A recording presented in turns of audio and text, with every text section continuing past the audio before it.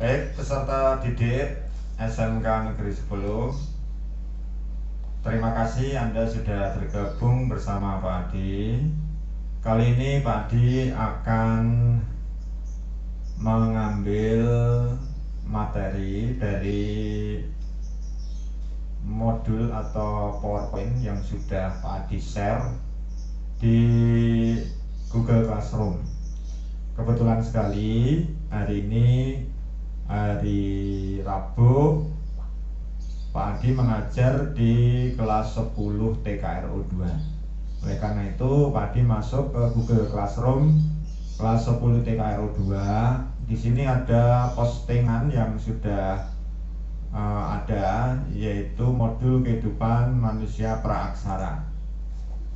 Seperti tadi disampaikan di awal bahwa Pak Adi akan bicara tentang kehidupan masyarakat praaksara, manusia purba pada zaman ketika mereka mengenal alat-alat dari batu dan logam.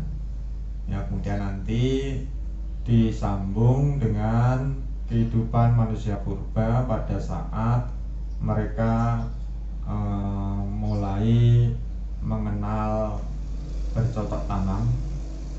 Ya, ini kategorinya adalah kehidupan mereka untuk memenuhi kebutuhan sehari-hari. Ya, nanti mulai dari berburu meraup sampai bercocok tanam, yang mata pencaharian. Baik, yang pertama, teman-teman sudah melihat di sini bahwa periodisasi masa praaksara Indonesia berdasarkan alat yang digunakan atau teknologi yang digunakan. Sebenarnya ini ada dua, jadi zaman logam dan zaman batu. Ini satu zaman batu, dan yang kedua adalah zaman logam. Yang ini mohon maaf, ini harusnya ada zaman logam. Kemudian zaman batu, kita tahu ada zaman batu tua, kemudian zaman batu tengah, zaman batu baru, zaman batu besar. Nah, teman-teman sudah tahu zaman batu tua itu pada saat teman-teman di SMP dikenalkan istilah Paleolitikum. Kemudian batu tengah itu Mesolitikum, batu baru itu Neolitikum, dan batu besar itu Megalitikum. Pembabakan zaman ini tentunya berdasarkan alat yang digunakan, yaitu dari batu. Kalau kita kenal seperti ini. Jadi kita mulai saja dari zaman Paleolitikum.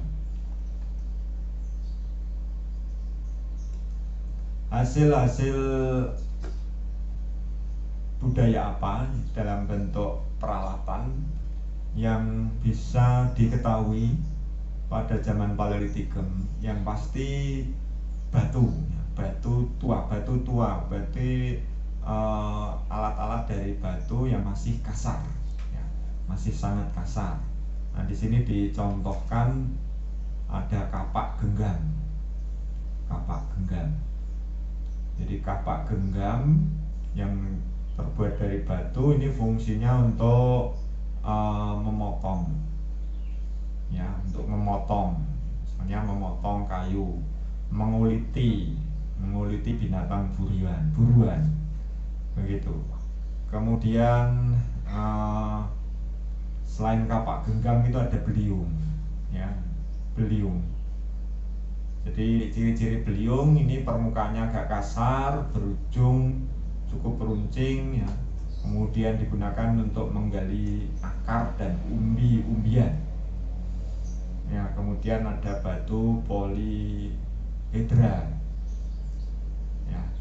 Yang pasti intinya adalah alat-alat ini masih kasar dan terbuat dari batu.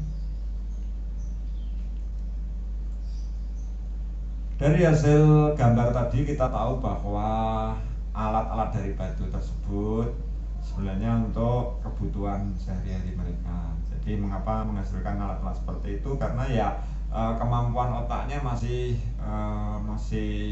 sangat sederhana, gitu ya. Volume otaknya belum seperti manusia sekarang, sehingga untuk menghasilkan budaya itu masih sangat sederhana, ya. Keterampilan motoriknya cukup tinggi, jadi manusia purba itu lebih cenderung menggerakkan tubuhnya ya daripada berdiam. Jadi beraktivitasnya cukup tinggi.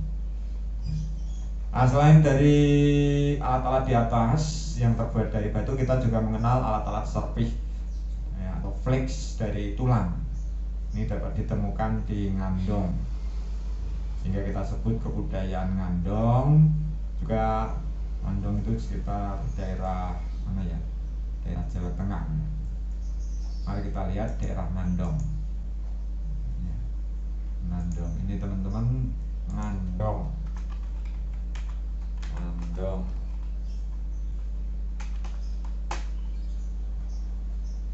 Ya, Ngandong itu daerah Jawa Tengah di Sumber Lawang, Sragen. Itu selain itu juga di daerah Pacitan.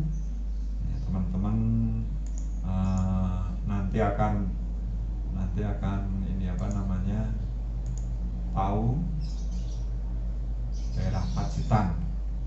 Daerah Pacitan itu juga merupakan daerah yang sering diketemukannya situs-situs praaksara, yang banyak ya, ya. Jadi ini alat-alat dari budaya Pacitan. Ini banyak berupa kapak perimbas dan kapak penetak ya. Terus ini hasil budaya dari Ngandong, Sumber Lawang, Sragen ya. Terus berikutnya teman-teman masuk ke kebudayaan zaman Mesolitikum. Meso itu tengah ya, maka di sini berlangsung pada kala Holusin. Jadi ada kala Pleistosen, kala Holusin ya. Di zaman Batu Tengah ini diceritakan bahwa keadaan alam pada masa itu sudah mulai stabil, kemudian makhluk Homo sapiens sudah mulai ada. Homo sapiens ya, jadi manusia modern sudah mulai ada, jadi belum sesempurna sekarang. Kebudayaan hasil Mesolitikum itu misalnya yang ditemukan di Ponorogo oleh Van Steenkalenveld itu dalam bentuk Abrisosrose.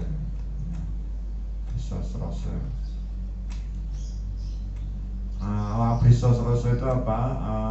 Kebudayaan dari yang ditemukan ada di gua-gua. Ya. Ini misalnya di sini yang termasuk dalam hasil budaya Mesolitikum itu adalah nenek moyang bangsa Papua, Melanosoid ya, itu ada. Nah ini alat-alat dari tulang dan batu ya. Kemudian lukisan dari gua. Lukisan ini juga merupakan hasil budaya dan masa Mesolitikum. Kita tahu di Gua Leang-Leang, Sulawesi Selatan itu ditemukan jejak-jejak peninggalan masa praaksara ya. Ini ada tulisan yang disinyalir tulisan dengan darah, atau ada yang mengatakan bukan darah tetapi semacam zat warna dari tumbuhan tertentu. Ini ditulis di dinding gua. Kemudian ini juga alat-alat dari tulang ya, ini ditemukan di Toala di Sulawesi Selatan. Ini kapak genggam atau sering disebut oleh pibel, kapak genggam pibel. Nah, ini peninggalan Mesolitikum ya, ingat ya, Mesolitikum. Ini banyak ditemukan di pesisir Sumatera Timur, kemudian Aceh dan Medan. Di daerah sana juga ditemukan apa yang disebut dengan keyokan mondinger. Teman-teman harus tahu apa itu keyokan mondinger. Keyokan mondinger itu adalah sampah dapur. Ya, sampah dapur ini ditemukan oleh Van Steenkalenveld. Ya, jadi ditemukan di pesisir di daerah pantai Sumatera Timur, di mana sisa-sisa makanan makhluk manusia praaksara itu berupa kerang, berupa duri ikan, ya, cangkang binatang laut itu banyak ditemukan di sana, yang menggunung menjadi satu sampah. Ya, kemudian di daerah itu juga ditemukan alat-alat seperti kapak genggam, ya, pak pendek, itu penggilingan, alu dan lesung. Teman tahu ya alu dan lesung ya. Jadi alu dan lesung itu kalau kita di desa itu masih bisa melihat. Ya, alu itu bentuknya panjang tegak, lesung itu bentuknya ini cekung gitu ya. Jadi seringkali alu dan lesung itu kalau di desa dipakai untuk menumbuk misalnya beras menjadi menjadi lembut ya, menjadi menir, nanti bisa dikonsumsi oleh manusia gitu ya. Nah, itu alu dan lesung ini merupakan bentuk peninggalan masa lampau, ya, masa praaksara. Jadi tradisi masa praaksara yang masih diteruskan di era sekarang. Ya, kalau ada pertanyaan, tradisi masa praaksara yang masih diteruskan pada masa sekarang buktinya apa? Nah, buktinya adalah alu dan lesung, itu salah satunya. Terus pisau batu, ya, ini semuanya ini fungsinya bisa untuk memotong, ya, ini untuk kemudian menghaluskan, ya, gitu. Nah, ini yang dari luar negeri ya, kita tidak bicara tentang luar negeri teman-teman, tapi kita bicara tentang Indonesia. Tetapi tidak ada salahnya kalau teman-teman juga tahu ini ya, bukti peninggalan masa praaksara pada masyarakat di luar negeri. Kemudian berikutnya adalah zaman Neolitikum. Ya, zaman Neolitikum adalah zaman batu muda, teman-teman. Ya, manusia yang bertempat tinggal di Indonesia bagian timur, mereka berasal dari ras Proto-Melayu. Ya, Proto-Melayu yang datang ke Indonesia sekitar tahun 2000 sebelum Masehi. Nah, ini teman-teman harus tahu, ini hasil-hasil budaya pada masa Neolitikum. Ada kapak lonjong. Ya, kapak lonjong adalah kapak yang penampangnya berbentuk lonjong atau bulat telur. Di Indonesia, kapak lonjong ini tersebar di wilayah Indonesia bagian timur. Jadi kapak lonjong ini pembuatannya jauh lebih halus, tidak kasar lagi, ya, dibandingkan pada masa Paleolitikum. Ya, ini kapak lonjong. Kemudian kapak persegi, ya, menurut penelitian orang Belanda von Hengeldem di Indonesia Barat, terutama di Sumatera, Jawa dan Bali, ini banyak ditemukan. Ya, ini ada juga di Sulawesi, Nusa Tenggara banyak ditemukan. Nah, ini adalah peta penyebaran mengenai zaman Neolitikum, di mana ini kapak lonjong dan kapak persegi ditemukan. Ya. Oke, gerabah. Gerabah itu juga merupakan warisan dari masa praaksara. Pada zaman ini peran penting, ya, jadi pada zaman Neolitikum gerabah itu sudah mulai ada. Ya. Adalah sebagai wadah, sebagai tempat fungsinya, keperluan alat-alat rumah tangga. Ya, jadi misalnya kalau hasil panen bisa saja ditaruh di gerabah gitu.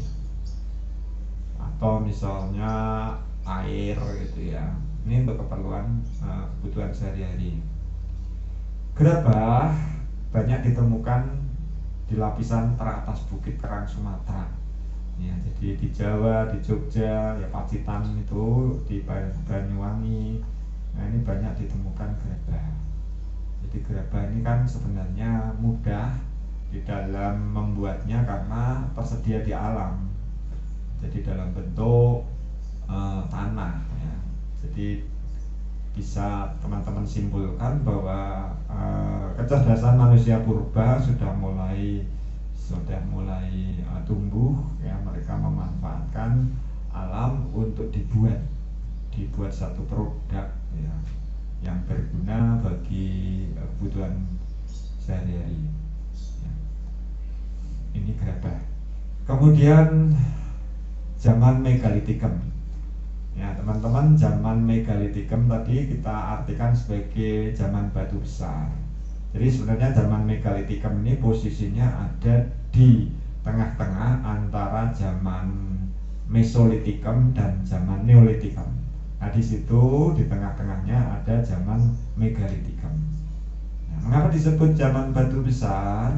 Karena alat-alat yang dihasilkan pada masa itu adalah benda-benda alat-alat ya atau perlengkapan hidup yang ukurannya besar. Misalnya apa? Menhir. Menhir itu apa? Menhir itu adalah tiang atau tugu batu yang terbuat dari batu tunggal dan ditempatkan pada suatu tempat. Apa fungsinya? Fungsinya adalah sebagai sarana pemujaan. Jadi ini memenuhi kebutuhan spiritual, kebutuhan rohani ya, terhadap apa yang dianggapnya lebih tinggi statusnya dari dia sebagai manusia ya, yang lebih tinggi, yang berpengaruh, yang punya kekuatan besar. Nah inilah arwah-arwah leluhur mereka, nenek moyang misalnya ya. Kemudian menhir itu juga sebagai tempat memperingati kepala suku ya, kepala kelompok di kelompoknya itu yang telah meninggal. Jadi ini sebagai peringatan, tugu peringatan. Kemudian sebagai media penghubung dengan roh nenek moyang. Teman-teman ini harus paham ya menhir. Kemudian punden berunda-unda. Punden berunda-unda adalah bangunan pemujaan arwah yang bertingkat-tingkat. Seperti ini teman-teman. Ini kalau digambarkan seperti ini ya. Atau teman-teman kalau ingin tahu tentang punden berunda-unda bisa googling ya, bentuknya kayak apa di Google. Misalnya saya ketik di sini punden berunda-unda.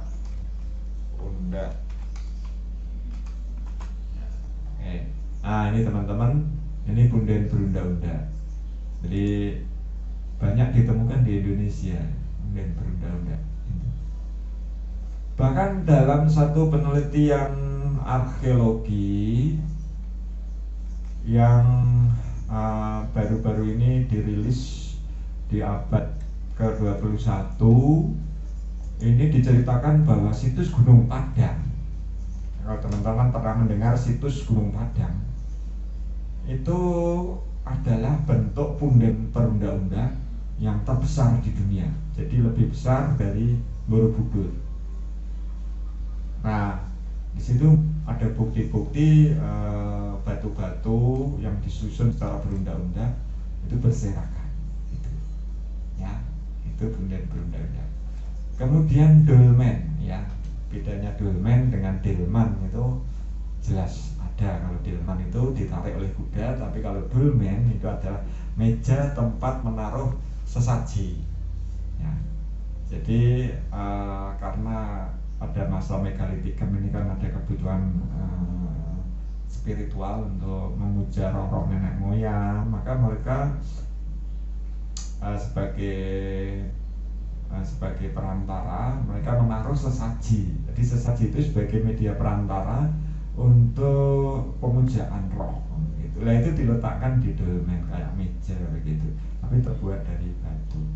Ini dolmen ya, teman-teman juga bisa googling dolmen seperti ini ya. Ini dolmen teman-teman, ini besar sekali, ini ditemukan di mana ini ya. Kalau ingin tahu silahkan dia klik ya. Ini besar ini kayak gini. Oke ya. Kemudian waruga adalah peti jenazah, bentuknya kecil seperti kubus ya. Waruga banyak ditemukan di daerah Minahasa. Minahasa itu mana? Ayo, Minahasa itu di Sulawesi ya. Teman-teman supaya lebih puas ya, lebih puas tentang waruga, saya tunjukkan waruga ini. Nah ini Purwaruga, seperti rumah-rumah kecil gitu. Ini banyak ditemukan di Minahasa. Ya ini teman-teman. Ya, di kadang-kadang ada gambar ini apa namanya patung atau arcanya. Ya. Oke ya. Terus berikutnya adalah sarkofagus. Sarkofagus atau keranda adalah peti jenazah yang berbentuk palung atau lesung, tapi mempunyai tutup. Ya, jadi tidak harus gambarnya seperti kura-kura ini ya. Jadi seperti ini. Jadi ini cekung terus ada tutupnya gitu ya. Kayak batok kelapa itu. Kemudian arca-arca, patung-patung megalitik. Ini juga merupakan hasil budaya pada zaman megalitikum yang digunakan sebagai sarana pemujaan. Gitu. Arca megalitik banyak ditemukan di daerah Sumatera Selatan. Ini menurut von Helden dari Belanda. Ya, itu dalam bentuk manusia, binatang, ya seperti itu. Ya, oke teman-teman, itu tentang zaman batu. Ya, zaman batu yang merupakan masa di mana masyarakat aksara atau manusia purba itu hidup dalam kondisi yang masih sederhana ya, primitif boleh dikatakan seperti itu. Baik. Selain zaman batu, kemudian kita juga mengenal pembabakan masa praaksara berdasarkan alat yang digunakan, yaitu zaman logam. Nah ini zaman logam teman-teman.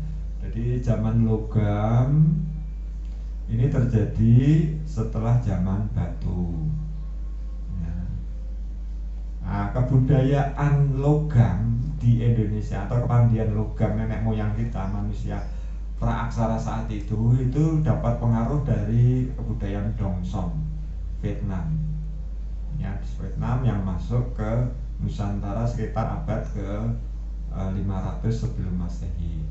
Nah, bentuk-bentuknya seperti ini, ada kapak corong dan candrasa. Kapak corong keduanya merupakan alat yang sering digunakan sebagai tanda kebesaran atau alat upacara. Ya, jadi kita simpulkan ini ada pada setiap upacara. Ini kapak corong dan candrasa ya, bentuknya. Jadi bedanya pada bentuknya. Kemudian nekara. Nekara adalah alat upacara juga. Alat upacara. Nekara memiliki berbagai macam tipe. Ya, nekara itu sebenarnya bentuknya lebih besar daripada moko. Jadi kayak gendang gitu ya, gendang ya. Atau di sini disebutkan genderang. Ini terbuat dari besi. Ya, jadi untuk teman-teman ketahui, zaman logam di Indonesia itu cuma ada zaman besi, kemudian zaman perunggu, ya, zaman tembaga, ya betul.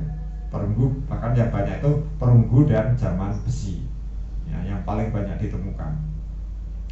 Itu ya, ini nekara. Jadi nekara dan moko ini juga merupakan alat-alat yang disertakan di dalam upacara keagamaan.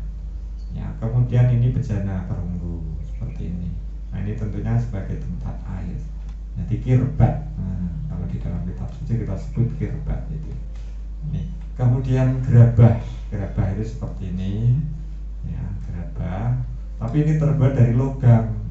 Ya, bukan lagi sebagai terbuat dari tanah. Ini tentunya pembuatan gerabah pada zaman logam ini jauh lebih modern ya, karena yang dipakai bahannya tidak lagi tanah liat tetapi logam. Nah, dan ada ragam hiasnya. Ragam hias itu artinya ada di dinding-dinding dari gerabah itu dihiasi.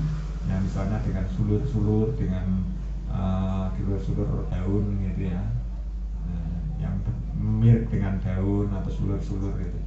Jadi lengkung-lengkung itu banyak ditemukan di Gilimanuk, Bali, di Lewiliang, Bogor, kemudian di Anyar dan di Kalumpang, Sulawesi Selatan.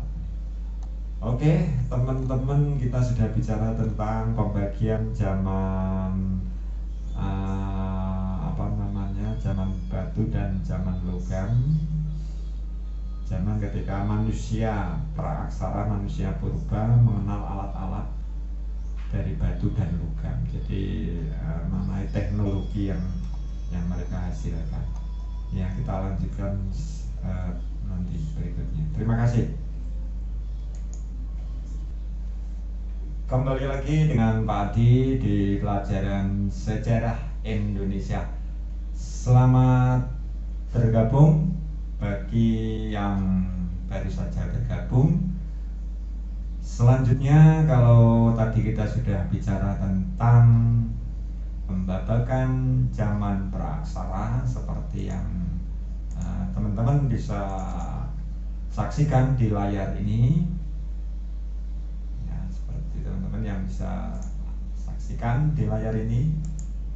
Jadi pembabakan zaman praaksara ini saya buka dulu ya. Oke, sebentar. Oh, ternyata tidak bisa dibuka. Oke, sebentar. Oke. Ya, jadi pembabakan zaman praaksara menurut alat yang digunakan, yaitu alat yang digunakan berarti berhubungan dengan arkeologis. Itu ada zaman batu dan zaman logam, tadi sudah dijabarkan oleh Pak Adi, sudah diulas.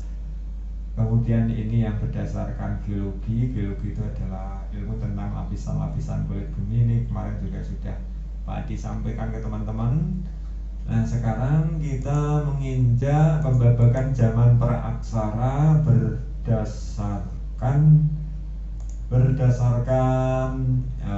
ini bukan pembabakan ya. Jadi ini nanti adalah tugas, teman-teman harus membuat tugas seperti ini, nanti membuat tabel di mana nanti teman-teman harus mengisi pembabakan zaman-zaman batu ya dan zaman logam, waktunya serta hasil budaya yang dihasilkan serta jenis manusia purbanya. Nanti seperti ini, nanti akan saya share di Google Classroom. Baik, untuk selanjutnya kita akan bicara tentang mata pencaharian ya. Jadi pembabakan masa praksa berdasarkan mata pencaharian, itu judulnya. Ya, teman-teman silahkan dibuka buku babon kita, buku paket sejarah Indonesia yang Pak Adi sudah share. Ini ada judul dari berburu meramu sampai bercocok tanam. Nah, jadi sebenarnya pembagian zaman praaksara, pembagian berdasarkan mata pencahariannya nanti ada disebut zaman berburu dan meramu, yaitu mengumpulkan makanan. Kemudian ada zaman bercocok tanam, ini terbagi menjadi dua, bercocok tanam tingkat dasar dan tingkat lanjut ya. Kemudian zaman perundagian, jadi membuat alat-alat dari tanah liat.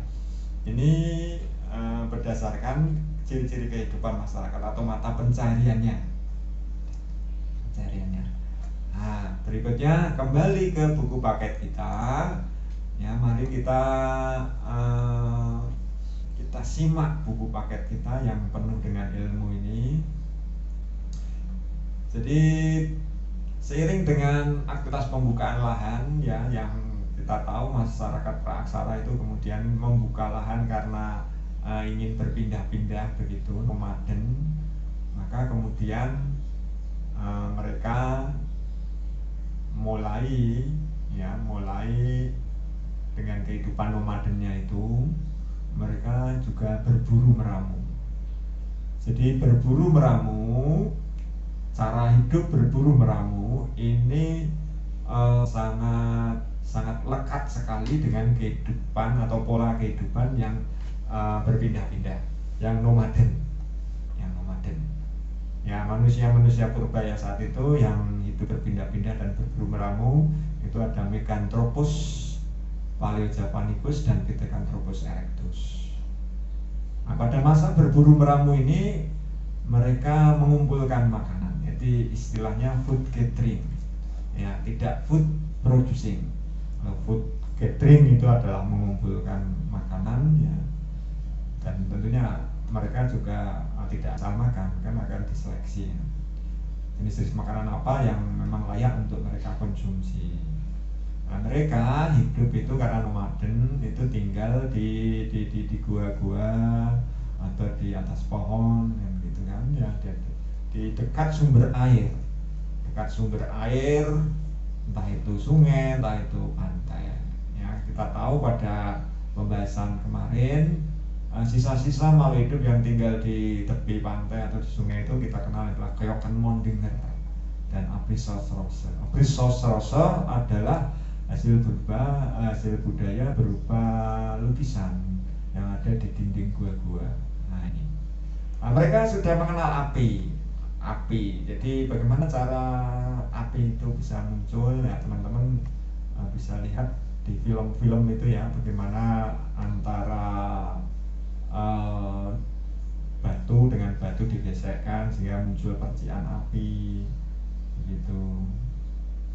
Nah ini cara-cara mereka ya, baik ya. Jadi pada zaman berburu meramu, ingat-ingat cara hidup mereka masih sederhana. Kemudian mereka nomaden, berpindah-pindah pola huniannya ya. Berburu meramunya adalah mereka berburu secara berkelompok ya. Nanti teman-teman harus bisa merekonstruksi bagaimana sih cara berburu meramu manusia purba. Apakah pakai ini apa senapan api seperti sekarang ya? Nah, tentunya kan tidak. Jadi berburu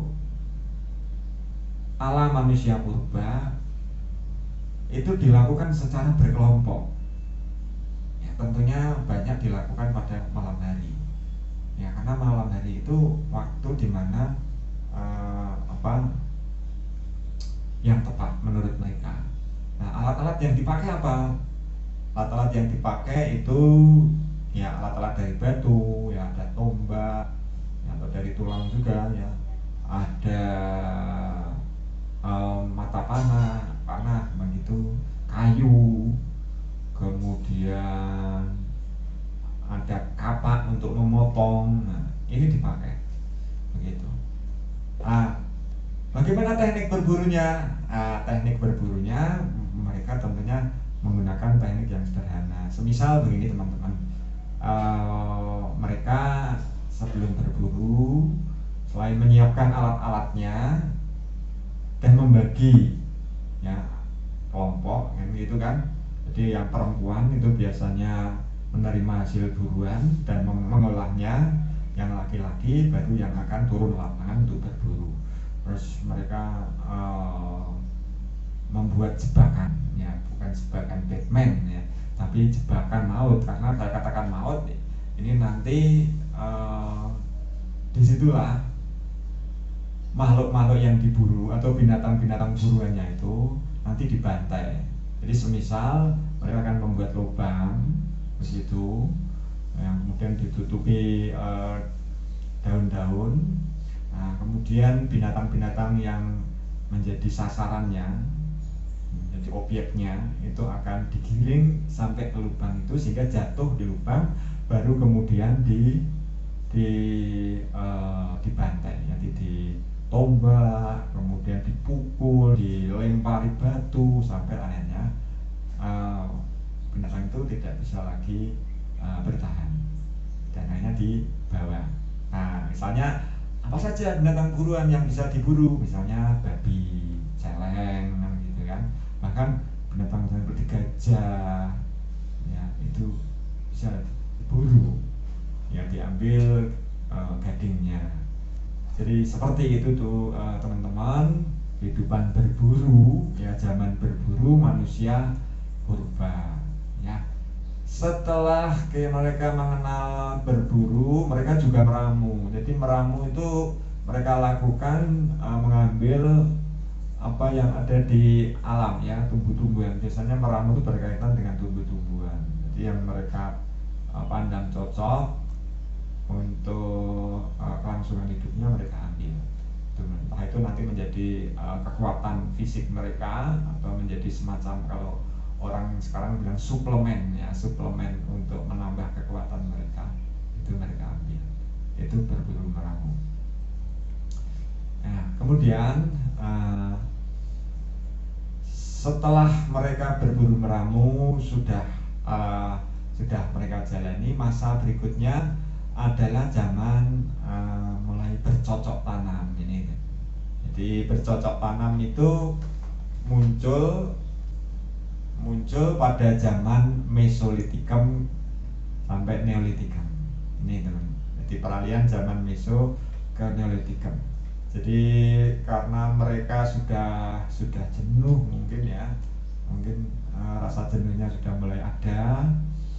Terus cara berpikir mereka sudah mulai mereka ubah. Kenapa harus nomaden terus, berpindah-pindah terus? Apakah tidak ada baiknya kalau misalnya suatu ketika menetap, begitu? Nah, sehingga kemudian diambillah sikap mereka mulai menetap, ya, dari nomaden kemudian tidak ujuk-ujuk menetap, tapi prosesnya itu akan terjadi satu transisi peralihan, sehingga mereka akhirnya semi menetap dulu, semi sedenter ya, istilahnya semi sedenter. Nah, kehidupan mereka sudah tidak lagi food gathering, mulai food producing. Jadi dengan mereka itu ya, ini pada manusia Homo sapiens, tidak lagi pada Meganthropus atau Pithecanthropus ya. Jadi mereka sudah mulai memproduksi makanan dengan bercocok tanam di sekitar rumah mereka, di sekitar tempat tinggal mereka. Jadi tempat tinggal mereka pun juga tidak lagi di goa, begitu ya, mulai mengusahakan rumah-rumah sederhana gitu ya. Terus di sekitar rumah mereka sudah mulai menanam ya, menanam biji-bijian, disiram air hujan kan, begitu. Ini sistem mata pencarian yang disebut tegalan atau berhuma ya, huma. Jadi huma itu adalah bercocok tanam di sekitar rumah gitu. Kemudian setelah itu mereka juga harus mengusahakan supaya tanaman yang ditanam itu menjadi subur, tidak dimakan atau diserang, dirusak oleh babi hutan atau tanaman lain. Maka mereka juga harus memelihara hewan piaraan ya. Biasanya hewan piaraannya itu adalah anjing ya. Ini gitu. Kemudian setelah itu masa bercocok tanam tingkat awal dengan berhuma sudah mereka lalui. Mereka sudah mulai mengenal bercocok tanam tingkat lanjut. Tingkat lanjut itu dengan mereka menanam di lahan basah, jadi sawah begitu. Kita kenal sawah. Tapi sawah yang merupakan cara bercocok tanam tingkat lanjut pada saat manusia praaksarana hidup ini tidak seperti sawah sekarang. Mereka ada sawah yang lebih ke tada hujan ya, lebih tada hujan. Jadi belum ada sawah itu dialiri oleh air dari bendungan atau dari waduk, belum ada ya. Tapi lebih ke arah sawah tada hujan. Nah, kehidupan mereka yang sudah mengenal sawah atau bercocok tanam secara permanen ini kemudian menghasilkan tanaman-tanaman seperti padi, beras. Mereka sudah mulai mengenal itu. Jadi seperti itu kehidupan dari berburu, meramu, kemudian bercocok tanam tingkat dasar, yaitu dengan huma ya, tegalan begitu.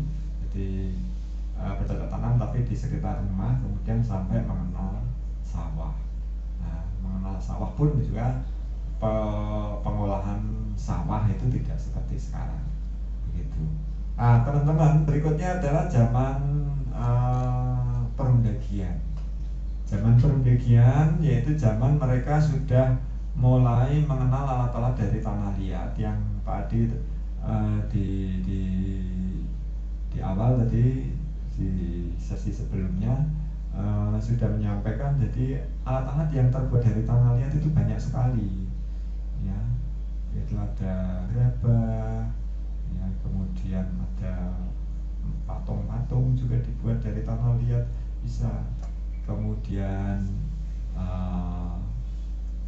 apa namanya, alat-alat yang sudah ada sentuhan seni-seninya untuk kesenian, untuk dinikmati sebagai karya seni, itu zaman Perundagian.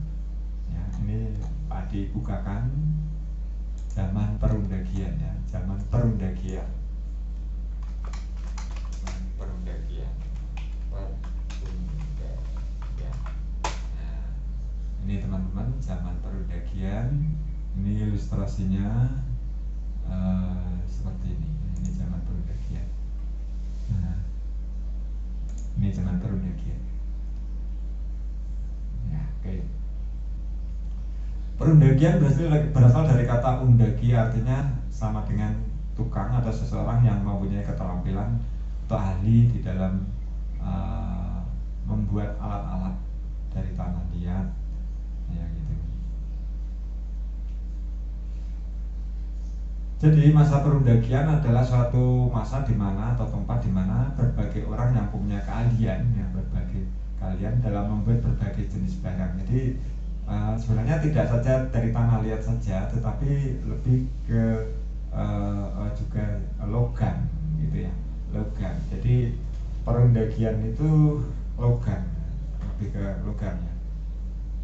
Jadi tidak saja tanah liat, nah, logam-logam apa yang bisa dibuat, ya, seperti misalnya perak, ya, kemudian perunggu, besi, gitu ya, biji-biji logam. Ciri-ciri Perundagian ini ciri masa Perundagian. Kepercayaan yaitu animisme dan dinamisme, kemudian mahir di dalam teknik bersawah, tempat tinggal sudah di daerah pegunungan dan dataran rendah, ada kelompok sosial, ya. Kemudian membuat perkakas, ya. Terutama sudah mengarah perkakas dari logam. Ini kehidupan sosialnya ini, ya. Kemudian ciri-ciri kehidupan sosialnya ini, ya. Nah, ini ilustrasi mengenai zaman Perundagian.